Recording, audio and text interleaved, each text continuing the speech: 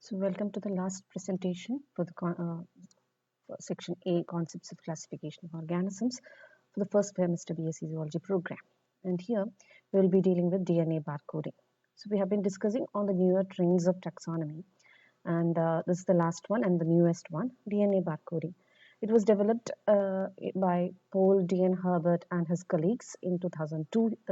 He published the paper on how DNA barcoding can be used for taxonomical identification. And this is a technique for identifying organisms to the species level using DNA sequence information from a standard gene present in all animals. It uses a small fragment of DNA, and this DNA fragment is what is referred as a barcode. I hope you are all familiar with the word barcode. When we go for shopping in a just imagine like a supermarket and all the products will be having a barcode attached to it, isn't it? So what they do is they just scan the barcode, and barcode is somewhat like this, somewhat in this fashion. It will be all vertical lines, isn't it? But each one will be unique. Like a barcode on one product, it will be different from the barcode on the another product, and the barcode will give every detail that is about that particular product. Similarly, here what we do is a barcode is actually a segment of DNA from a gene.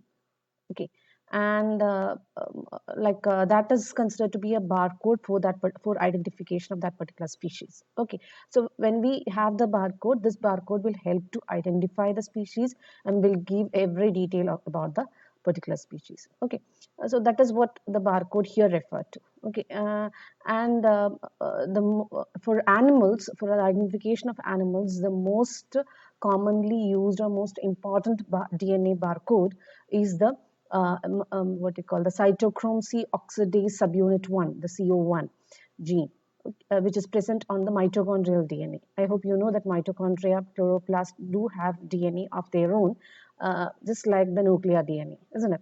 So cytochrome C oxidase subunit 1, which is commonly referred as CO1, gene is present on the mitochondrial DNA, and this particular CO1 gene is about 650 base pairs in length, and this is considered to be a standard barcode for all the animals. Okay, so for identification of the animals, this particular gene is being used. So this particular gene for each species is very distinct. Okay, here you can see it is almost similar. Okay, maybe generic level it may be the same, but the difference, it is very minute. Okay, all other characters being the same, this particular yellow stripe on either side, it is different, isn't it?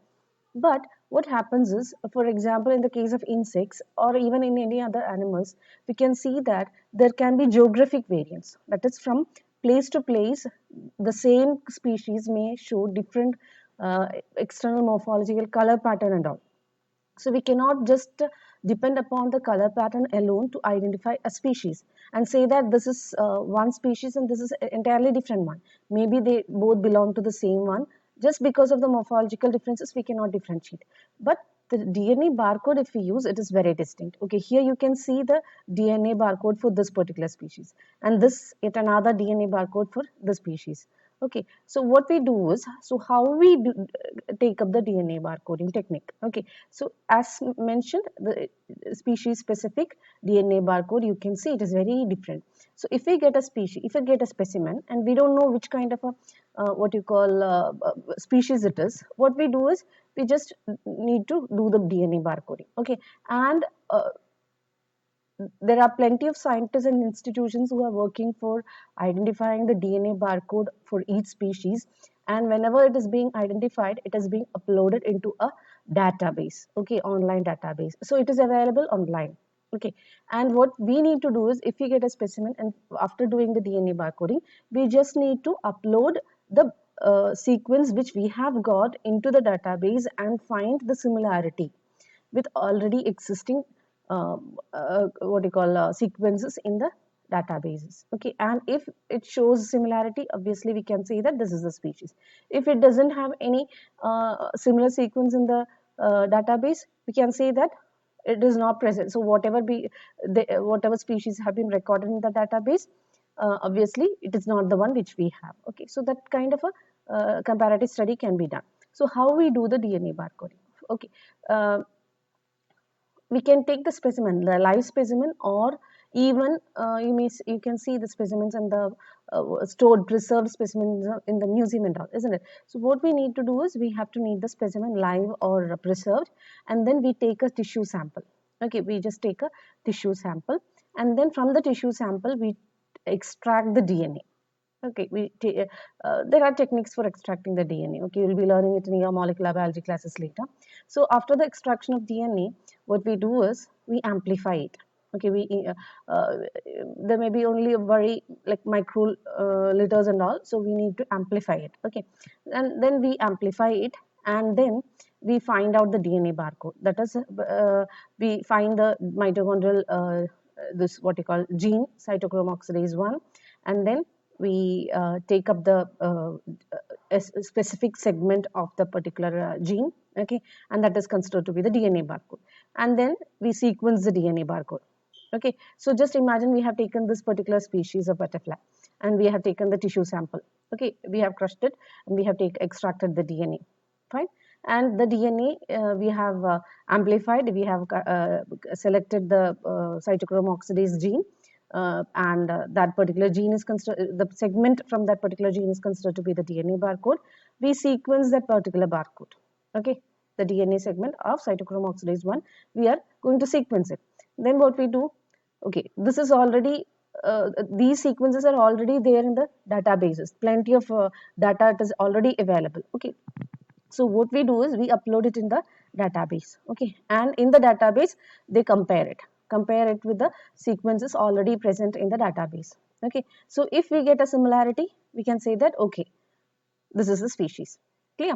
Along with the DNA sequences, this database is web accessible, isn't it? This is the database. Along with the database, along with the what you call DNA sequences, the database also do have the real photographs of the particular specimen, what you call geographical distribution, then the characteristic features, that is a what you call structural features, and all other details from every other aspect of media is available in the what you call the database along with the DNA sequences. Okay, so just we need a DNA sequence, we just need to upload it, we need to find the similarity, and once the similarity is found, we can get all the detail about that particular species, and that is what the DNA barcoding is done.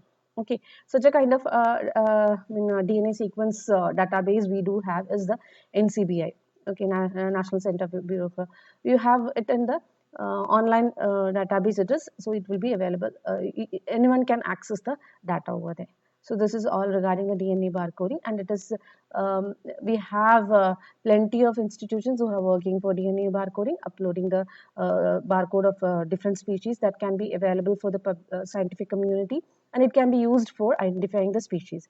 Okay, but when specimens are smaller, what happens is we may need like a few more number of specimens. But when it is larger, it will be easy for collecting the tissue sample from a single specimen itself. So here we have the DNA barcoding, which is the most modern kind of techniques which are used for taxonomic identification. Okay, right. Thank you.